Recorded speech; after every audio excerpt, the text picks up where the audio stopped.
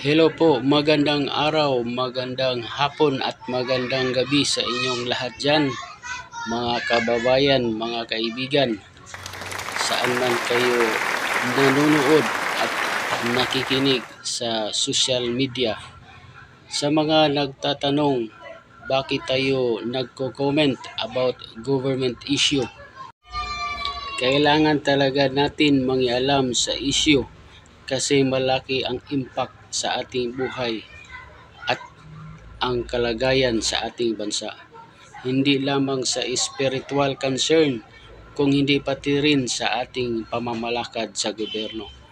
Dapat na natin talaga na itama ang mali. Pag-usapan po natin itong speech ni Congressman Manuel.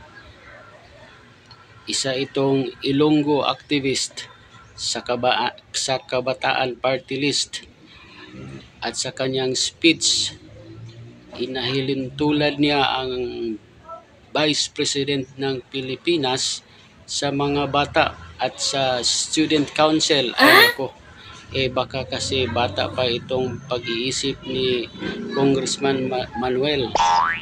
Marami pa itong kakainin na bigas. Ginamit pa niya ang word na Filipino people dahil sa hindi pagsipot ni Sara Duterte sa Congress. Betrayal of public trust daw o public interest ang hindi pagsipot ni Sara Duterte sa Congress. Baka naman public political interest o di kaya public harassment ang ginagawa nila. Ay nako, pakinggan niyo po ang pambatang speech ni Congressman Manuel. Wala pa talaga itong kaalam-alam kung anong nangyayari dyan sa Congress. Isa po itong black propaganda laban sa ating pangalawang Pangulo ng Pilipinas. Bakit nasasabi ko ito na isa itong black propaganda? Kasi sa ating Pangulo ng Pilipinas, hindi naman nila pinapatawag at kini-question ang mga budget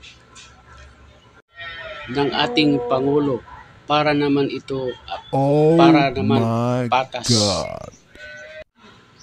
Kung ang posisyon naman ang ating pag-uusapan, they are equal.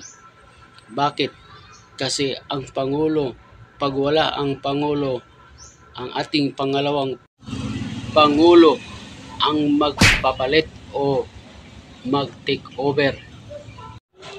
Kaya kapareho lamang ang kanilang kapangyarihan, pero ang mga congressman ay hindi ginagalang ang ating pangalawang Pangulo ng Pilipinas.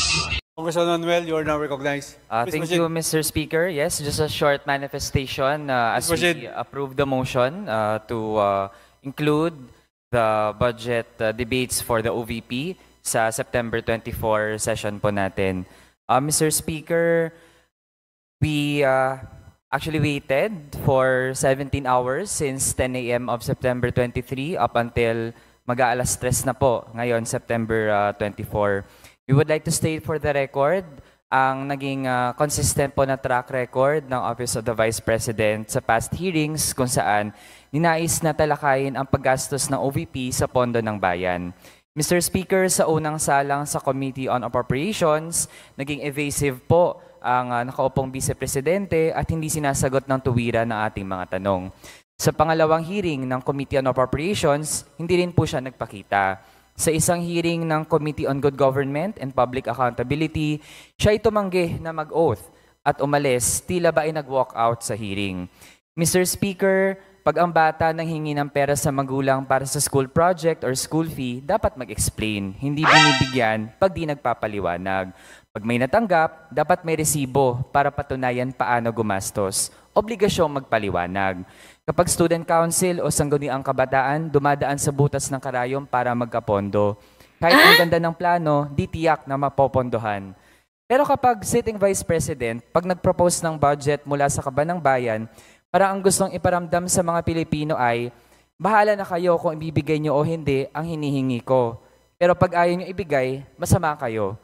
Mr. Speaker, the OVP has continued to characterize the questions of the Filipino people regarding their past questionable expenditures as political attacks and has not taken questions seriously.